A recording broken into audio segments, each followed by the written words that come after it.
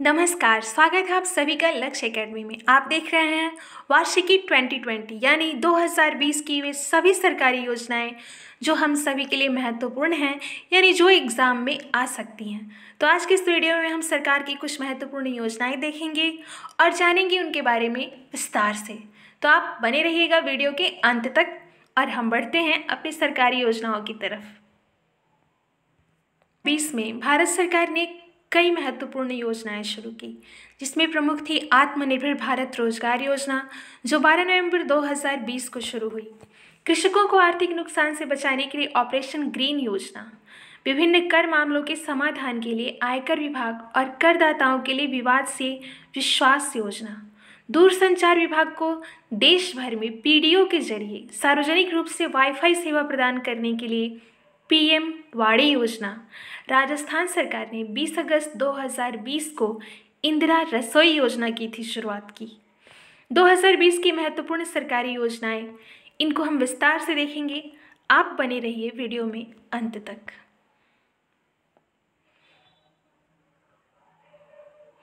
तो पहली योजना जो है आत्मनिर्भर भारत रोजगार योजना। केंद्रीय वित्त मंत्री निर्मला सीतारमण ने कोविड संक्रमण काल से उबर रहे भारत में रोजगार को बढ़ावा देने के लिए 12 नवंबर 2020 को नई योजना की शुरुआत की। इसे आत्मनिर्भर भारत रोजगार योजना नाम दिया गया। उन्होंने खरीदारों और बिल्डरों के लिए आयकर में लाभ की भी घोषणा की। तो याद रखिएगा, कब शुरू की गई आत्मनिर्भर भारत रोजगार योजना? 12 नवंबर 2020 को। और किसने शुरू किया? तो ये शुरू किया 12 नवंबर 2020 को शुरू की गई और शुरू किया गया निर्मला सीतारमण के द्वारा। ठीक है, आगे बढ़ते हैं। हमारी अगली योजना है पीएम स्वनिधि योजना। सरकार ने 1 जून 2020 को कैबिनेट की मीटिंग के बाद पीएम स्वनिधि योजना शुरू करने की घोषणा की। पीएम स्वनिधि योजना का मकसद रेहड़ी, पटरी और छोटी दुकान चलाने वाले को सस्ता कर्ज देना है। तो ये भी देख लीजिएगा कब शुरू की गई, 1 जून 2020 को। नेक्स्ट देख लेते हैं। अगली योजना है ऑपरेशन ग्रीन योजना। उद्यानिक की खेती करने वाले कृषकों को आर्थिक नुकसान से बचाने के उद्देश्य से केंद्र सरकार द्वारा ऑपरेशन ग्रीन योजना के दायरे को बढ़ाया गया। ऑपरेशन ग्रीन योजना के तहत परिवहन सब्सिडी को इससे पहले किसान रेल योजना पर लागू किया गया था, जो 12 अक्टूबर 2020 से प्रभावी हुई थी। केंद्र सरकार की खाद्य प्रसंस्करण उद्योग मंत्रालय द्वारा आत्मनिर्भर भारत अभियान के तहत ही ये योजना शुरू की गई, यानी ऑपरेशन ग्रीन योजना शुरू की गई। इसके तहत उत्पादकों को फल एवं सब्जियों का उचित मूल्य दिलाने के लिए 500 करोड़ का प्रावधान किया गया है। इस योजना में आलू, प्याज, टमाटर के साथ अब विभिन्न प्रकार के फलों और सब्जियों को भी शामिल किया गया है। तो देखिए, इसमें मुख्य पॉइंट है आलू, प्याज, टमाटर। ये पूछ लेता है कि ऑपरेशन ग्रीन योजना के तहत आने वाले मुख्य फसल कौन सी है, तो आलू, प्याज और टमाटर। नेक्स्ट है आत्मनिर्भर उत्तर प्रदेश रोजगार अभियान। प्रधानमंत्री मोदी ने मुख्यमंत्री योगी आदित्यनाथ की मौजूदगी में यूपी में 30 लाख से अधिक प्रवासियों को उनकी वापसी और लॉकडाउन के दौरान काम बंद होने से बेरोजगार हुए कामगारों के समायोजन के लिए अफसरों से व्यापक कार्य योजना बनाने को कहा था। इसके लिए केंद्र सरकार ने 50,000 करोड़ रुपए का बजट रखा है। तो ये है उत्तर प्रदेश की योजना, जिसे मुख्यमंत्री योगी आदित्यनाथ की मौजूदगी में शुरू किया गया था। नेक्स्ट है आत्मनिर्भर गुजरात सहाय योजना। नाम से ही क्लियर है, इस योजना के तहत निम्न मध्यम आय वर्ग के लोग 2% वार्षिक ब्याज पर बैंकों से 1 लाख रुपए की गारंटी मुक्त ऋण ले सकते हैं। आत्मनिर्भर गुजरात सहाय योजना के तहत ऋण देने वाले बैंकों को 6% ब्याज का भुगतान सरकार द्वारा किया जाएगा। इसका उद्देश्य छोटे व्यापारियों और निम्न मध्यम आय वर्ग के तहत आने वाले समाज के लोगों की सहायता करना है। तो इसको भी आप लोग ध्यान से देख लीजिएगा, आत्मनिर्भर गुजरात सहाय योजना, जिसके अंतर्गत मध्यम आय वर्ग के लोग 2% वार्षिक ब्याज पर बैंक से 1 लाख रुपए की गारंटी मुक्त ऋण ले सकते हैं। नेक्स्ट है मत्स्य संपदा योजना या मत्स्य संपदा योजना। इस योजना का मुख्य उद्देश्य किसानों की आय को दोगुना करने के सरकार के लक्ष्य के तहत मत्स्य पालन क्षेत्र को निर्यात बढ़ाना है। यानी मत्स्य पालन क्षेत्र में जो निर्यात होता है उसको और ज़्यादा बढ़ाना है। मछली पालन की योजना में 20,000 करोड़ रुपए से अधिक रुपए खर्च किए जाने की बात कही गई है। तो मत्स्य संपदा योजना का मुख्य उद्देश्य क्या है? मत्स्य पालन क्षेत्र का निर्यात बढ़ाना। ये बात ध्यान रखिएगा। मत्स्य संपदा योजना का मुख्य उद्देश्य है मत्स्य पालन क्षेत्र का निर्यात बढ़ाना। नेक्स्ट देखते हैं। अगला है विवाद से विश्वास योजना। केंद्र सरकार को अब तक 45,855 मामलों में विवाद से विश्वास नामक प्रत्यक्ष कर विवाद समाधान योजना के माध्यम से 72,480 करोड़ रुपए की राशि प्राप्त हुई है। इन मामलों से आयकर विभाग द्वारा मांग की गई कुल आयकर राशि लगभग 1.32 लाख करोड़ रुपए है। यह योजना विभिन्न कर मामलों के समाधान के लिए आयकर विभाग और करदाताओं द्वारा सभी अपीलों को वापस लेने के लिए केंद्र सरकार द्वारा शुरू की गई थी। तो ये योजना क्या है? इसका मुख्य पॉइंट तो विवाद से विश्वास योजना। ये किस लिए है? तो प्रत्यक्ष कर विवाद का समाधान करने के लिए, यानी जो डायरेक्ट टैक्सेस है उनको लेकर जो विवाद है उनको सॉल्व करने के लिए इस योजना को लॉन्च किया गया है। कौन सी योजना? विवाद से विश्वास योजना। नेक्स्ट योजना देखते हैं। अगला है पीएम वाड़ी योजना। 9 दिसंबर 2020 को दूरसंचार विभाग को देश भर में पीडीओ यानी पब्लिक डेटा ऑफिस के जरिए सार्वजनिक रूप से वाईफाई सेवा प्रदान करने का नेटवर्क तैयार करने के प्रस्ताव को मंजूरी दे दी। इस सेवा को पीएम वाड़ी के नाम से जाना जाएगा। तो ये क्या है? पीएम वाड़ी योजना। किस लिए है? तो इसके जरिए सार्वजनिक रूप से वाईफाई सेवा प्रदान करने के लिए नेटवर्क तैयार करना है। पीएम वाड़ी योजना किस लिए है? तो सार्वजनिक रूप से वाईफाई सेवा प्रदान करने के लिए नेटवर्क तैयार करना। वाईफाई यानी वायरलेस फिडेलिटी। नेक्स्ट योजना देखते हैं। उत्पादन लिंक्ड प्रोत्साहन योजना PLI, प्रोडक्ट लिंक्ड इंस्पिरेशन।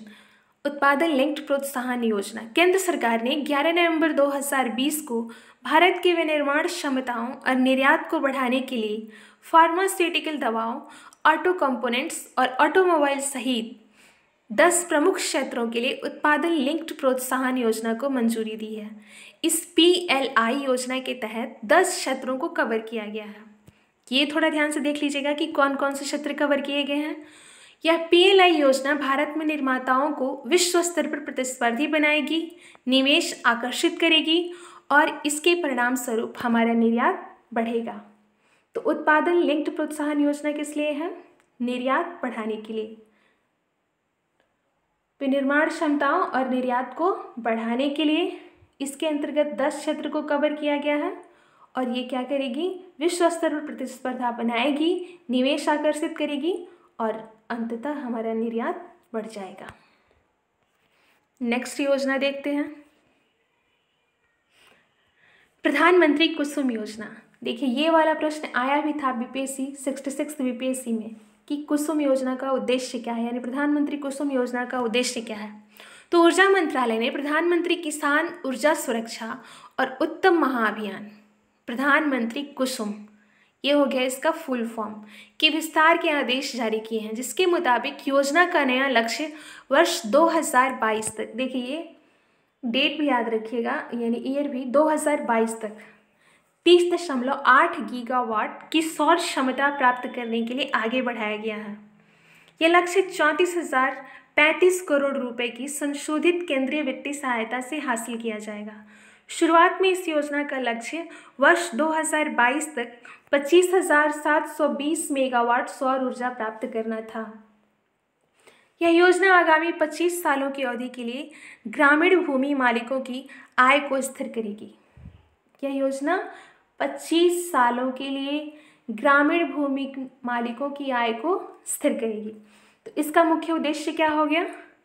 इसका मुख्य उद्देश्य हो गया, जैसे कि एग्ज़ाम में पूछा था, तो इसका मुख्य उद्देश्य हो गया कि जो हमारी सौर क्षमता है उसको और बढ़ाना है और किसानों की जो दूसरे चीज़ों पे निर्भरता है उसको कम करके सौर क्षमता के कारण उन्हें आत्मनिर्भर बनाना है और इसे 30.8 गीगावाट की सौर क्षमता प्राप्त करवाना है। नेक्स्ट स्कीम देखते हैं, आयुष्मान सहकार योजना। आयुष्मान सहकार योजना के तहत NCDC सहकारी समितियों को 10,000 करोड़ रुपए का ऋण बांटेगी और समितियां उससे स्वास्थ्य सुविधाएं स्थापित करेंगी। Ayushman Sahakar scheme hospital, health care व एजुकेशन इंफ्रास्ट्रक्चर की स्थापना, आधुनिकीकरण, विस्तार, मरम्मत, रिनोवेशन को कवर करेगी। तो देखिए आयुष्मान सहकार योजना का मेन पॉइंट्स क्या है, तो इसके अंतर्गत 10,000 करोड़ रुपए की ऋण बांटी जाएगी, समितियां उससे स्वास्थ्य सुविधाएं स्थापित करेंगी। Ayushman Sahakar scheme hospital, health care और एजुकेशन इंफ्रास्ट्रक्चर की स्थापना, आधुनिकीकरण, विस्तार, मरम्मत और रिनोवेशन को कवर करेगी। ठीक है, नेक्स्ट पॉइंट देखते हैं, स्वामित्व योजना। प्रधानमंत्री नरेंद्र मोदी ने 11 अक्टूबर 2020 को लोकनायक जयप्रकाश नारायण और नानाजी देशमुख की जयंती पर स्वामित्व योजना की शुरुआत की है। स्वामित्व योजना पंचायती राज मंत्रालय की योजना है। प्रधानमंत्री ने 24 अप्रैल 2020 को राष्ट्रीय पंचायती दिवस पर इसकी शुरुआत की थी। योजना का उद्देश्य क्या है, तो योजना का उद्देश्य है ग्रामीण क्षेत्रों में घरों के मालिकों को अधिकार संबंधी रिकॉर्ड से संबद्ध संपत्ति कार्ड उपलब्ध कराना और इसके दायरे में 6.62 लाख गांव आएंगे। तो मुख्य उद्देश्य क्या है, अधिकार संबंधी रिकॉर्ड से संबंधित संपत्ति कार्ड उपलब्ध करवाना, यानी घरों के जो मालिक हैं उनको अब उनके अधिकार से संबंधित रिकॉर्ड्स के साथ उन्हें संपत्ति कार्ड दी जाएगी। नेक्स्ट योजना देखते हैं, इंदिरा रसोई योजना। राजस्थान सरकार ने 20 अगस्त 2020 को इंदिरा रसोई योजना की शुरुआत की। राजस्थान सरकार ने पूर्व प्रधानमंत्री स्वर्गीय राजीव गांधी की जयंती के मौके पर 20 अगस्त 2020 को, जिसे हम लोग सद्भावना दिवस के रूप में भी मनाते हैं, को इंदिरा रसोई योजना की शुरुआत की। मुख्यमंत्री अशोक गहलोत ने कोई भूखा नहीं सोए, ये याद रखिएगा, कोई भूखा नहीं सोए, इस सोच के तहत इस योजना की शुरुआत की। इस योजना का मुख्य उद्देश्य ज़रूरतमंद लोगों को 2 समय का शुद्ध पौष्टिक भोजन, कितने समय का, 2 समय का, रियायती दर से उपलब्ध कराया जाना है। योजना के संचालन में स्थानीय गैर सरकारी संगठनों की भागीदारी सुनिश्चित की जाएगी और सूचना प्रौद्योगिकी की सहायता से प्रभावी तरीके से निगरानी होगी। तो देखिए इसमें कुछ पॉइंट्स है। इंदिरा रसोई योजना कहाँ शुरू की गई, राजस्थान में। कब शुरू की गई, 20 अगस्त 2020 को। इसका एक टैगलाइन क्या है, कोई भूखा नहीं सोए, मतलब इस सोच के तहत शुरू की गई और 2 समय का इसमें शुद्ध पौष्टिक भोजन दिया जाएगा। ये कुछ मेन पॉइंट्स हैं जो आपको ध्यान में रखने हैं। नेक्स्ट देखते हैं, अगला है नेशनल डिजिटल हेल्थ मिशन। प्रधानमंत्री नरेंद्र मोदी ने 74वें स्वतंत्रता दिवस के मौके पर कई बातों का जिक्र किया, जिनमें से एक नेशनल डिजिटल हेल्थ मिशन है। नेशनल डिजिटल हेल्थ मिशन के तहत एक विशेष कार्ड जारी किया जाएगा। ये आधार कार्ड की तरह होगा। उल्लेखनीय है कि इस कार्ड के जरिए मरीज के निजी मेडिकल रिकॉर्ड का पता लगाया जा सकेगा। प्रधानमंत्री ने कहा कि national digital health mission Ayushman Bharat प्रधानमंत्री जन आरोग्य योजना की तर्ज पर होगा। तो देखिए ये कब शुरू किया गया, तो 74वें स्वतंत्रता दिवस के मौके पर। अभी 2020 में जो हमने इंडिपेंडेंस डे मनाया वो कौन सा था, 74th। और उन्होंने उसमें एक नेशनल डिजिटल हेल्थ मिशन की चर्चा की। इसके तहत विशेष कार्ड जारी किया जाएगा और जो आधार कार्ड की तरह ही होगा। इस कार्ड के जरिए मरीज के निजी मेडिकल रिकॉर्ड का पता लगाया जा सकेगा और ये national digital health mission Ayushman Bharat प्रधानमंत्री जन आरोग्य योजना की तरह ही होगा। तो ये कुछ मेन पॉइंट्स थे जो आपको ध्यान में रखने होंगे। बढ़ते हैं आगे। अगला है प्रधानमंत्री गरीब कल्याण अन्न योजना, जो 30 जून 2020 को प्रधानमंत्री नरेंद्र मोदी द्वारा शुरू किया गया। ये गरीब कल्याण अन्न योजना को नवंबर तक बढ़ाने का घोषणा भी की गई थी बीच में। इस योजना के अंतर्गत 80 करोड़ लोगों को 5 किलो गेहूं या चावल मुफ्त मिला। प्रधानमंत्री बनने के बाद से अब तक पीएम मोदी देश को 13 बार संबोधित कर चुके हैं। केंद्र सरकार द्वारा प्रधानमंत्री गरीब कल्याण योजना के अंतर्गत 26 मार्च 2020 को 21 दिन की लॉकडाउन को ध्यान में रखते हुए गरीब जनता को कोई दिक्कत न आए, इसके लिए आरंभ किया गया था। गरीब कल्याण अन्न योजना के तहत देश के 80 करोड़ गरीब लोगों को हर महीने मुफ्त में 5 किलो गेहूं या चावल देने की योजना थी। तो ये हो गई हमारी कुछ महत्वपूर्ण सरकारी योजनाएं। आशा है आपको भी कुछ नया मिला होगा। Thanks for watching. मिलते हैं नेक्स्ट वीडियो में।